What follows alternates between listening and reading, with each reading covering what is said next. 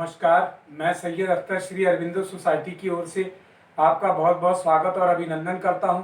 हम आज शिक्षा में शून्य निवेश नवाचार कार्यक्रम ZIIEI द्वारा संकलित एक रोचक नवाचार के बारे में आपको बताएंगे। हम इनोवेटिव पाठशाला के अंतर्गत महाराष्ट्र राज्य के कक्षा 5 की EVS की पुस्तक हम ऐसे बने के पाठ 3 पृथ्वी पर सजीव के एक नवाचार अभिनव शिक्षण तकनीक की एक गतिविधि गृह कार्य परिवेश में व्यवहारिक शिक्षा का इस वीडियो में क्रियान्वयन करेंगे। हम आशा करते हैं कि आप इस वीडियो को देखने के उपरांत इस नवाचार तकनीक को अपने विद्यालय व कक्षा में अवश्य लागू करेंगे।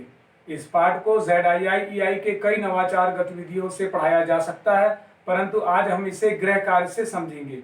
इस नवाचार के पाठ का सार यह है कि प्रस्तुत पाठ में पृथ्वी की उत्पत्ति के बारे में बताया गया है, जिसके अनुसार महाविस्फोट की घटना हुई और ब्रह्मांड अनेक टुकड़ों में बंट गया। पृथ्वी भी उनमें से एक थी। पृथ्वी धीरे धीरे ठंडी हुई और बर्फ पिघलने के बाद इसमें अनेक भागों में पानी भर गया। इसके बाद धीरे धीरे सजीवों की उत्पत्ति हुई। नवाचार की नवीनता यह है कि इसमें पाठ की संकल्पना से जुड़े वातावरण का अनुभव करके छात्रों से गृह कार्य कराया जाता है, जिसमें पढ़ाई गई अवधारणा को मौजूदा माहौल से जोड़ते हुए छात्रों की बेहतर समझ को विकसित किया जाता है। साथ ही गृह कार्य की उपयोगिता को भी समझा जाता है। नवाचार की क्रियान्वयन प्रक्रिया के अंतर्गत पढ़ाए जा रहे पाठ की संकल्पना के पुनः अध्ययन हेतु पृथ्वी की उत्पत्ति, पृथ्वी पर सजीवों की उत्पत्ति तथा पृथ्वी पर प्राणी जगत के आसपास के परिवेश से जोड़ते हुए अवलोकन, चर्चा और सांकेतिक प्रश्नों से गृह कार्य की जानकारी दी जाती है। इस नवाचार की क्रियान्वयन अवधि 20 मिनट रखी गई है। इसके साथ साथ पूर्व प्रबंधन में शिक्षक नवाचार क्रियान्वयन के लिए कुछ स्टेशनरी और पृथ्वी पर सजीव पाठ की तालिका को तैयार कराते हैं। पुनः अध्ययन की प्रक्रिया के अंतर्गत पृथ्वी की उत्पत्ति, पृथ्वी पर सजीवों की उत्पत्ति की जानकारी को दोहराया जाता है। साथ ही शिक्षक यह भी ध्यान रखते हैं कि पाठ को पहले से पढ़ाया हुआ हो और उसकी व्याख्या भी की गई हो। छात्रों के लिए कुछ निर्देशों का पालन भी करना होता है, जैसे छात्र घर पर अभिभावकों के सहयोग से कुशल मानव व आधुनिक मानव तथा बुद्धिमान मानव की यात्रा के विभिन्न चरणों में हुई उत्पत्ति की तालिका को बनाएंगे। छात्र अभिभावकों की मदद से तालिका को भरकर स्कूल ले जाते हैं। शिक्षक प्रत्येक छात्र को तालिका की एक एक प्रति देते हैं, जिसे अभिभावकों के सहयोग से भरना होता है।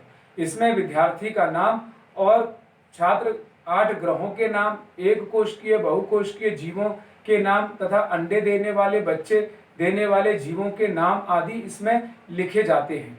सभी छात्र इसे सावधानी पूर्वक अपने अभिभावकों को देते हैं, जिससे कि उनमें उत्तरदायित्व की भावना का भी विकास होता है।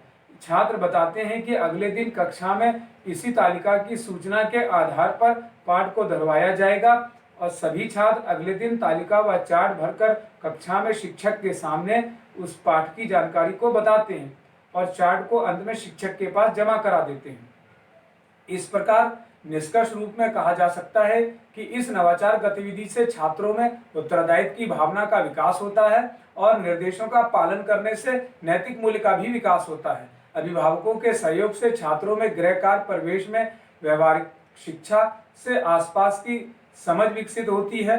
साथ ही अभिनव शिक्षण तकनीक के अंतर्गत गृह कार्य को करने की समझ भी विकसित होती है। भ्रमण, अवलोकन और अनुभव के आधार पर विभिन्न प्रकार की जानकारी प्राप्त करते हैं। गृह कार्य से प्रयोगात्मक और अनुभवात्मक भाव छात्रों में पैदा होता है।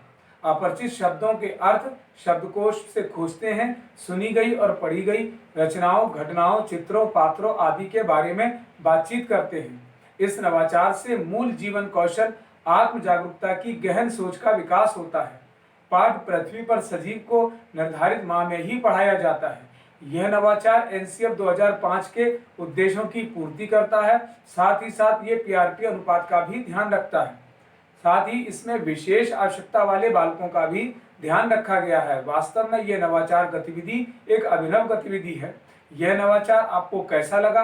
हम ऐसे कई दिलचस्प नवाचार आपके लिए लाते रहेंगे। आपसे अनुरोध है कि आप हमारा YouTube चैनल सब्सक्राइब जरूर करें। अगर इस वीडियो को आप फेसबुक पर देख रहे हैं तो हमारा फेसबुक पेज लाइक करना न भूलें। नीचे दिए गए लिंक पर जाकर इनोवेटिव पाठशाला ऐप को भी डाउनलोड कर सकते हैं। इस वीडियो को देखने और लाइक करने के लिए आपका बहुत बहुत धन्यवाद।